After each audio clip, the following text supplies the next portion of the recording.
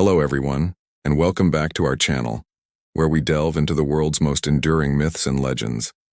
Today, we're sinking our teeth into one of the most terrifying and fascinating creatures of folklore, the werewolf. Where did this legend come from? How did the story of a man transforming into a ravenous wolf begin? Grab your silver bullets and let's find out. The idea of humans changing into animals, known as therianthropy, is an ancient concept found in cultures all over the globe. But the specific tale of the werewolf, or lycanthrope, has deep roots in European history. One of the earliest and most famous accounts comes from ancient Greece in Ovid's Metamorphoses. It tells the story of King Lycaon of Arcadia. To test the omniscience of Zeus, the king of the gods, Lycaon committed a truly horrific act. He slaughtered his own son and tried to serve the remains to Zeus during a feast. Disgusted and enraged by this ultimate transgression, Zeus didn't hold back his punishment. He transformed Lycaon into a ferocious wolf, condemning him to a life of bloodlust and savagery that mirrored the cruelty in his own heart. This tale is more than just a scary story. It's a cautionary fable about hubris and the consequences of defying the gods. The name Lycaon itself is the origin of the word lycanthropy, the medical term for the delusion of being able to transform into an animal, specifically a wolf. As we move from ancient Greece into the Roman era, the belief in werewolves continued. The Roman author Petronius, in his work Satyricon, includes a chilling first-hand account. A character named Nikeros tells a story of traveling with a soldier at night. At a cemetery, the soldier suddenly stripped off his clothes, which then magically turned to stone. He then transformed into a wolf and ran off into the woods, howling. When Nikeros later reached his destination, he heard that a wolf had attacked the livestock but was wounded by a servant who speared it in the neck. The next day, Nikeros found the soldier back in human form, but with a severe wound in his neck, exactly where the wolf had been struck. This story introduced key elements that would become staples of werewolf lore: the transformation, the connection between the wolf's injuries and the humans, and the idea that a seemingly ordinary person could be the monster. The werewolf legend truly took hold during the Middle Ages, a time when fear and superstition were rampant. In this era, the werewolf became intertwined with concepts of witchcraft, devil worship, and moral corruption. The belief was no longer just about a divine curse, but about a pact with demonic forces.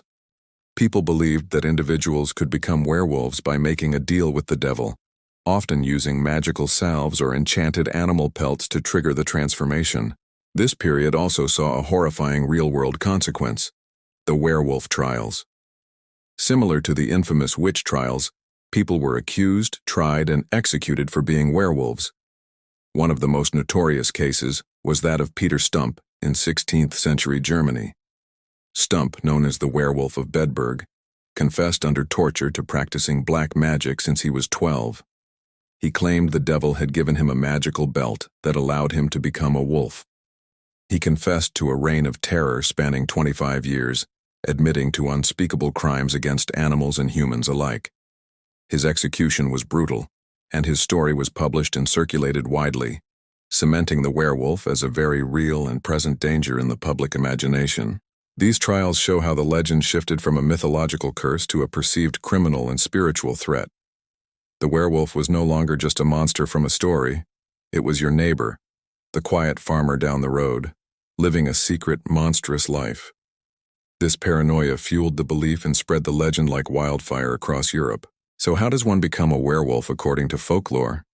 The methods vary. We've discussed divine curses and demonic pacts. But the most popular method in modern fiction is, of course, the bite. Being bitten or scratched by a werewolf passes the curse on to the victim. This idea, however, is a relatively modern addition to the lore, popularized in the 20th century, particularly by the 1941 film, The Wolfman. The film also solidified the link between the werewolf transformation and the full moon, another element that was not always a consistent part of the original legends. In older tales, the transformation could happen at will or on specific nights, not just during a full moon. And what about weaknesses?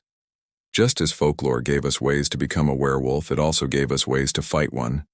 The most famous weakness is, without a doubt, silver.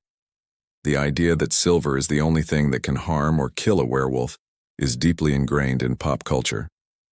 This belief might stem from silver's association with the moon and purity, making it an antidote to the werewolf's dark, cursed nature. Other traditional weaknesses included wolfsbane, also known as aconite, a poisonous plant believed to either repel or cure a lycanthrope, and certain religious rituals or artifacts, from a cursed king in ancient Greece to a demonic pact in medieval Europe, and finally to the silver-fearing, moon-driven monster of Hollywood. The werewolf has undergone its own transformation over the centuries. It represents our primal fear of the beast within, the idea that civilization is just a thin veneer hiding a savage nature. It's a story of duality, of the struggle between our human and animal instincts.